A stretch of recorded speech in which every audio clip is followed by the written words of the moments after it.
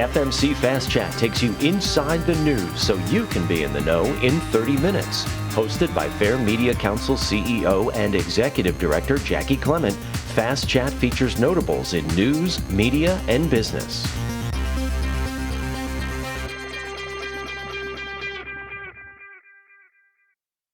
Welcome to a special episode of FMC Fast Chat. This is Jaci Clement, CEO and Executive Director of the Fair Media Council. Today, I wanted to speak with you directly, which makes you my guest. The reason for this special episode is to give you some tips to help your family for dealing with the news, and in particular, the news coverage of the war in the Ukraine. Before I begin, let me be clear. I'm not here to tell you what news outlets you should or shouldn't pay attention to. I am here to help you navigate what's out there and provide you with some tips to help you and your family when the news is severe and even upsetting. So let's begin. Tip 1 is to be mindful of the news in your house. If you're like most people, you turn on the TV or a news radio station and simply leave it on. Essentially, it becomes background noise as you go about doing other things. But if you have small children in the house, what you need to be mindful of is that they are actively absorbing that information. And if they are playing in the living room in front of the television, the news is showing bombs going off and the sounds of sirens blaring, then please understand this.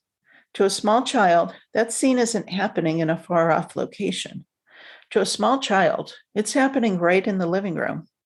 And if you have a big screen TV and surround sound, then you are bringing the war to life in your own home in dramatic fashion.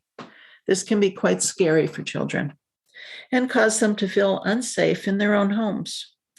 One of the lessons we learned from news coverage of 9/11 is that the children that were exposed to those images and videos are now considered to be what is sometimes called the scarred generation. Those children are today's millennials, and safety isn't something they take for granted as previous generations of Americans did. If your children are online and using social media, you also want to be mindful of what they may come across in terms of images and videos of the war. Of course, it is up for you to decide just how much of the news you want your child to see and hear. What's important is to realize they are actively paying attention to things you may be tuning out. And now that you know how important it is to be mindful of the news of the day, tip 2 is to monitor the news and decide what you think is appropriate for your children to know. Adjust your news consumption accordingly. That may mean less TV time or less time on the computer. And if so, consider this an opportunity for more family time and carve out a space in your daily routine for activities that reinforce you are there for your kids. Tip 3, take stock of how much time you're spending on a daily basis following the news coverage. It's typical for families to spend upwards of 8 hours a day watching television, sometimes as much as 12 hours a day. Now, in times of war coverage, it's more important than ever to set limits and take breaks from the news. As a general guideline, spend no more than 1 hour at a time watching, reading, or listening to the news. Once you get beyond that 1 hour mark, it's common for people to feel depressed or anxious or stressed out. So don't let the news impact your life in this way. It's simply unhealthy. One of the things people often do is sit down on the couch and turn on the 24-hour cable news, and they just keep watching because the news just never stops. The thing to remember is today's news formats are highly repetitive. That means you don't have to worry about missing out on something important. That news will be replayed over and over, and it will be available online and on demand. You'll probably even get a breaking news alert on your phone.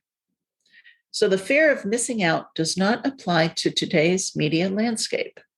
Check in on the news for a few minutes at a time throughout the day. The top of the hour is where the most important news is reported. So let that information help you decide when to check in on the news. So tip 3 is this. Take control of when you let the news into your life and give yourself a break from the news. Spend more time with the family. Go walk the dog. Get to the gym, whatever. Remember, the news will be there. You won't be missing out on anything.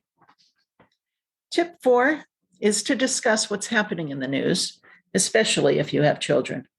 It's important to ask them what they think is going on. Use their perspectives to help you monitor the news you let into the house and win. Don't assume you know what they are thinking.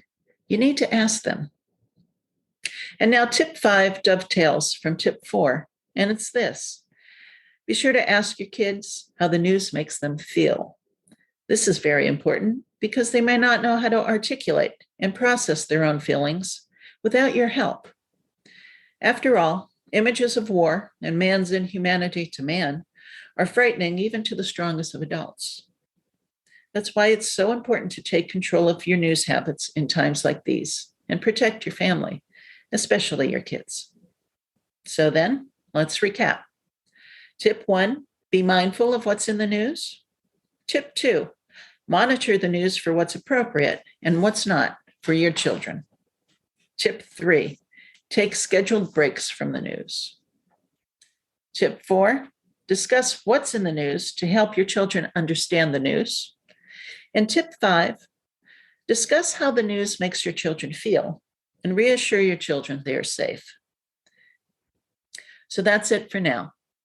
What you want to remember is that news and information is meant to empower you. Until the next episode of FMC Fast Chat, this is Jaci Clement. Thank you for spending this time with me today. I hope it was helpful. And if you think so, please share this episode with your friends and family. Take care, stay safe, and may your children's children never know war. If you'd like more tips for navigating the news, you can find them on our website at fairmediacouncil.org.